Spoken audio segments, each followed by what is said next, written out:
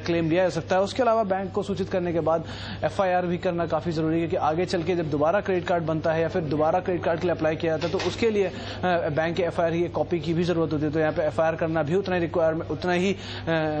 ही उसकी भी उतनी रिक्वायरमेंट है जितनी बैंक को सूचित करना है। साथ साथ चोरी होने के बाद जब कार्ड के जरिए अगर दोबारा ट्रांजेक्शन होते हैं तो उसकी भी सूचना दे। अगर कभी कार्ड चोरी होने के बाद और बैंक को इन्फॉर्म करने से पहले भी उस कार्ड के जरिए कुछ ट्रांजेक्शन हो तो उसकी भी सूचना बैंक को दी जाए ताकि आगे चल के उस पर क्लियर हो पाए या फिर उस ट्रांजैक्शन के जरिए जिसके पास भी वो क्रेडिट कार्ड हो उसकी सूचना आराम से मिल पाए। तो इसके जरिए भी बैंक को इन्फॉर्म करना काफी रिक्वायर होगा। उसके अलावा कई बैंक जो होते हैं वो क्रेडिट कार्ड का बीमा भी करते हैं कि अगर इन केस कार्ड गिर जाए या फिर चोरी हो जाती है तो वहां पर उन बीमा कंपनियों से क्रेडिट कार्ड का क्लेम भी लिया सकता है। तो यहाँ पे ये एक और इम्पोर्टेंट पॉइंट है, अगर क्रेडिट कार्ड का बड़ा अमाउंट है या फिर ज्यादा प्रोबेबिलिटी है कार्ड गिरने का या चोरी होने की तो उस समय पर इंश्योरेंस कराना भी एक अच्छा विकल्प है।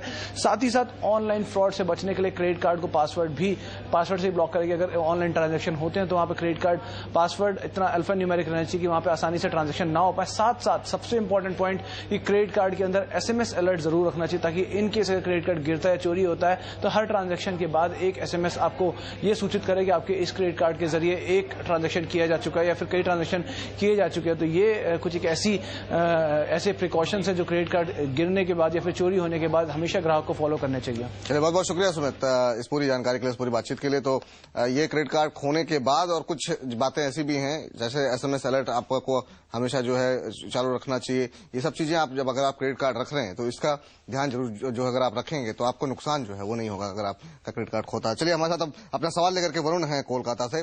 वरुण जी नमस्कार। नमस्कार जी वरुण जी, क्या सवाल है आपका?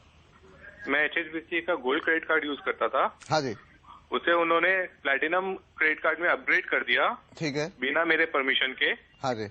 और उसमें जितने भी मेरे आउटस्टैंडिंग अमाउंट थे जी उसे उन्होंने उसमें प्लैटिनम कार्ड में ट्रांसफर कर दिया और उसका पेमेंट मांग रहे। अब प्रॉब्लम ये है कि मैं पुराना कार्ड में जी जो परचेजेस किया था उसे लोन में कन्वर्ट करा के ईएमआई पेमेंट कर रहा था। जी ठीक है।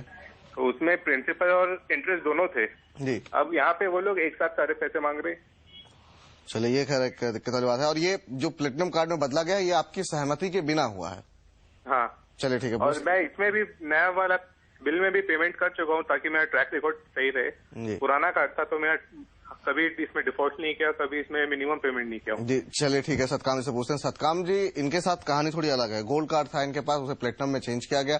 इन्होंने कुछ शॉपिंग की होगी या कुछ लोन लिया होगा, उसको इन्होंने ईएमआई में चेंज करवा लिया कि हर महीने में इतना देंगे। लेकिन अब हुआ ये कि अब बैंक इनसे कह रहा है कि एक मुश्त आपको सारी रकम देनी है। ऐसे में क्या किया जा सकता है? जी हाँ, बिल्कुल।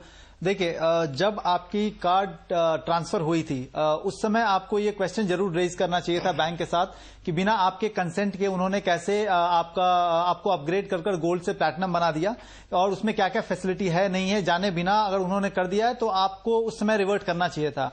अब चूंकि ये ऑलरेडी अब 3-4 महीने हो गए हैं और आप इस कार्ड को यूज कर रहे हैं और आउटस्टैंडिंग है आपके पास, तो अब इस कार्ड में जो फैसिलिटी है वो उसी हिसाब से वो ट्रीट करेंगे, क्योंकि जो लोग अपग्रेड करते हैं और जो आपके पेमेंट्स प्रोसेस करते हैं वो